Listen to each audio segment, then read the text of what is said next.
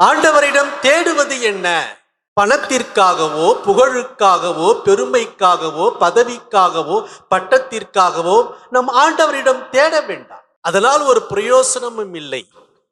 மாறாக ஆண்டவரோடு இணைந்து இருக்கின்ற ஒரு வாழ்வு.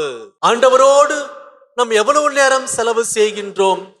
ஆண்டவருக்காக எவ்வளவு நேரம் செலவு செய்கின்றோம்? ஆண்டவருடைய காரியங்களில் நம்முடைய அக்கறை எவ்வளவு இருக்கின்றது? ஆண்டவருடைய செயல்பாடுகளில் நம்முடைய வேலைகள் எப்படி இருக்கின்றது? நம்முடைய பங்களிப்பு எப்படி இருக்கின்றது? ஆலயங்களிலும் ஆலய செயல்பாடுகளிலும் இறைவனின் காரியங்களிலும் நம்முடைய பங்களிப்பு எப்படி இருக்கின்றது?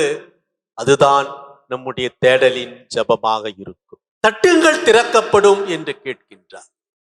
நாம் எந்த காரியத்திற்காக ஆண்டவரை தட்டி கொண்டே இருக்கிறோம்? நிறைய பேர் தன்னுடைய ஜெபத்திலே சொல்லிக் கொள்வார்கள், நான் ஜெபிக்கின்றேன், தொடர்ந்து ஜெபிக்கின்றேன், இடைவிடாமல் ஜெபிக்கின்றேன், ஆனால் ஒன்றும் நடப்பதில்லை என்று. அன்புக்குரியவர்களே, ஆண்டவர் இயேசு கிறிஸ்துவிடம் நாம் எந்த காரியத்திற்காக அவரை நாடுகிறோம், எந்த காரியத்திற்காக அவரை நாம் தேடுகின்றோம் என்பதை நாம் அறிந்து கொள்ள வேண்டும். ஆண்டவர் இயேசு கிறிஸ்துவுடைய திருவுளத்திற்கு ஏற்றாற் போன்று நம்முடைய ஜெபம் இருக்க வேண்டும். அந்த காரியத்திற்காக நாம் தட்ட வேண்டும்.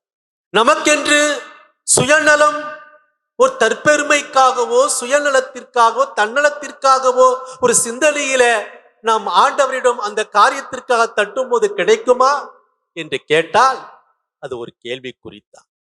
மாறாக பிறர் நலத்திற்காக, பிறர் உங்களுக்கு செய்ய வேண்டும் என விரும்புகிறவற்றை எல்லாம் நீங்களும் அவர்களுக்கு செய்யணும்.